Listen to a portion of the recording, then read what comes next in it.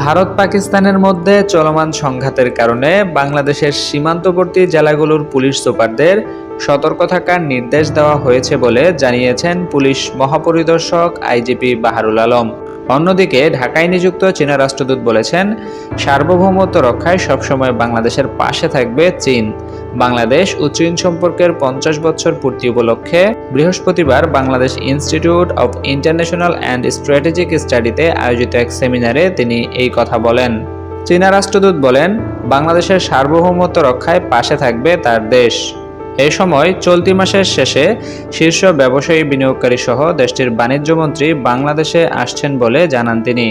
তার দাবি, এত বড় বাণিজ্যিক প্রতিনিধি দল আগে কখনো আসেনি বাংলাদেশে।